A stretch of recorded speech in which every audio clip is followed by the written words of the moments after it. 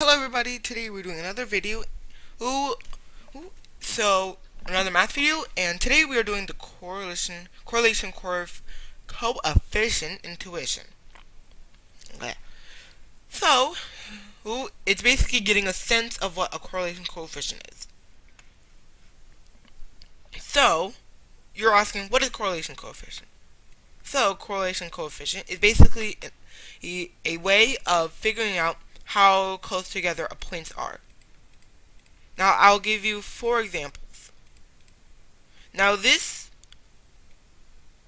would probably have a line like this, but since all of these are so really close to the line, of best fit, this would be a strong positive correlation, which means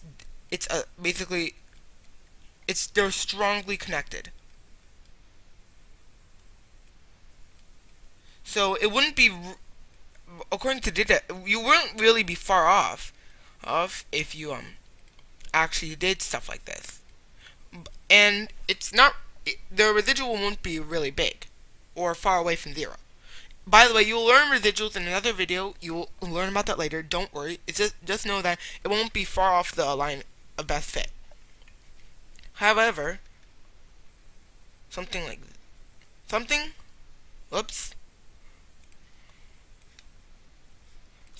this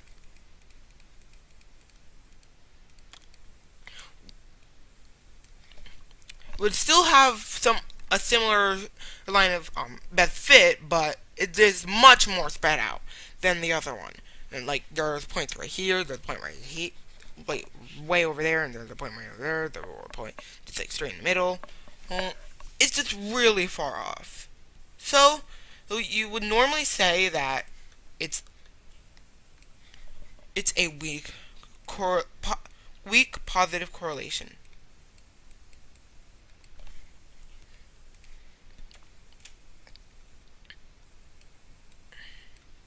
But so basically, what you do is the same for negative correlation. If it's like this, it is a negative it's kind of like a stronger negative correlation. But if you do something like this, what? I don't know why it's doing that, but and then if it's something like this, it would have the same amount probably, but it's a weak negative. So there's strong positive, strong weak positive, strong negative, weak negative. But there is one, and you probably can guess it, but I will just say it just for the case. And that is none.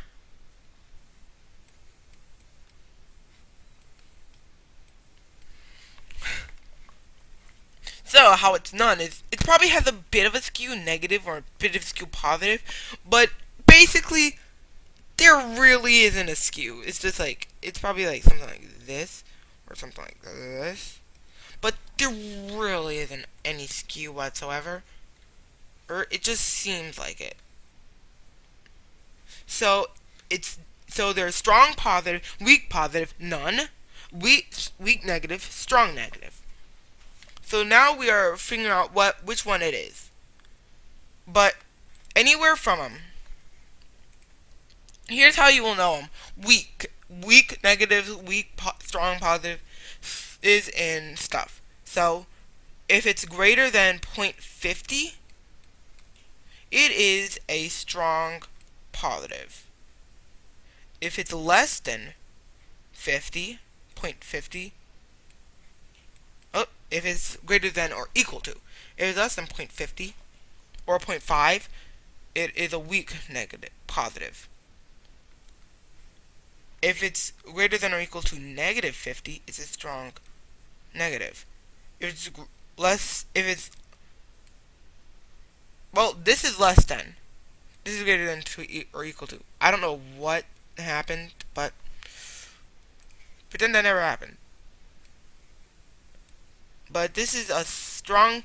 This would be a strong positive or a strong negative or positive, 50, 0.50, or if it's greater than or equal to negative 0.50 or 50, it would be a strong positive or negative. If it's but if it's whoops if it's less than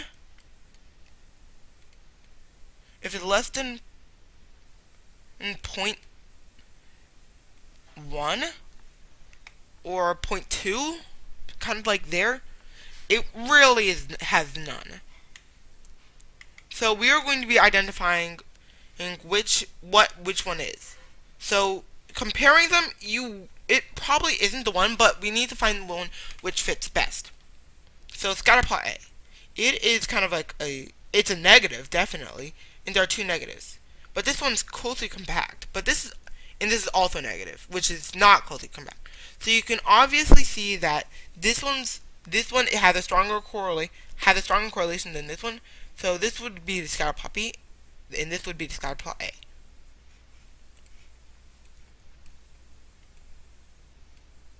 Oops. Now this one is really compact as well, while this one is spread out. So this one obviously is a stronger correlation, and this one is a weaker correlation of positive, and this is negative correlation. So scatterplot C and scatterplot D were already in the same place, in the correct place. So let's check. Yeah. Now there's some which is a very rare chance, but there is a chance that you can get 1 or negative 1, which there can't be anything more than 1. There can't be anything greater than 1. Just like it doesn't exist. So, oops. So why you can find that because when it's closely compact, if you have all the points, that's basically the whole number.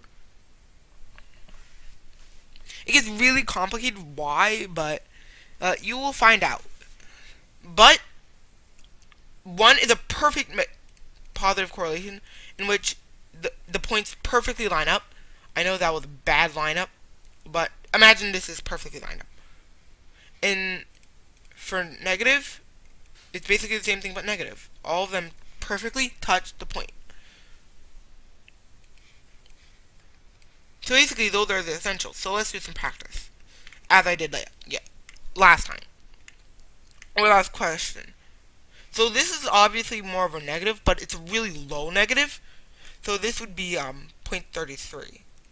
But others could be negative. So let's check. This is the only one that's negative, but it's much thinner.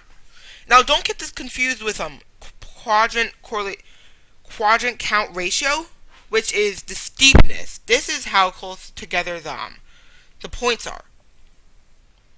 So quadrant count ratio, you will find something in my last video. So if you're looking for quadrant count ratio, you better go to my last video. So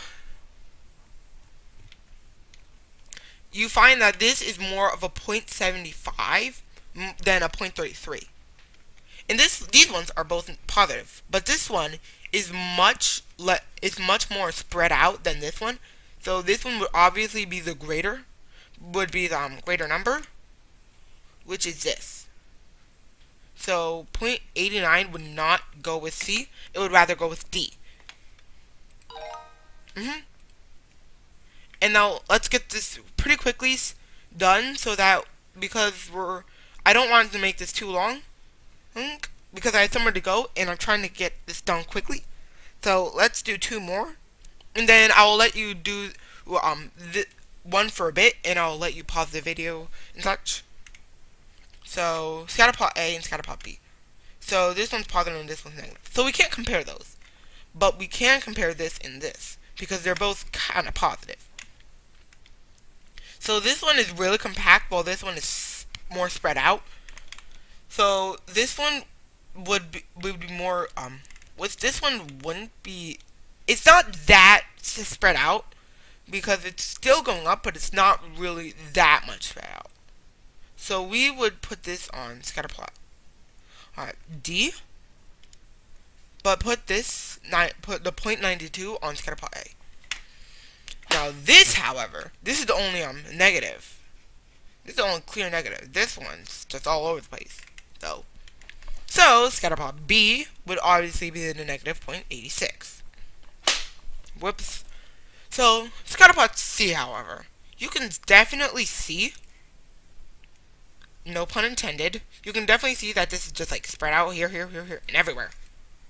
So you can obviously see that this would be a very low correlation, or a very low number, or not low, because that would be -1. That would be the lowest number, but closest to 0. So you can obviously see that this .07 is closest to 0, so it definitely belongs to scatterplot C.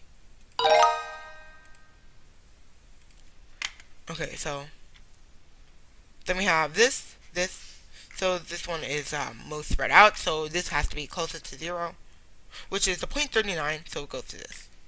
This is a negative, so definitely cannot be, is a negative, a low negative, so it cannot be, it's a low correlation negative, so it cannot be the .85, rather it's the .84. The C is a stronger negative, so it has to be the 85. But, ooh, this is difficult. This is the only oh, well, I made a mistake. This is supposed to be negative.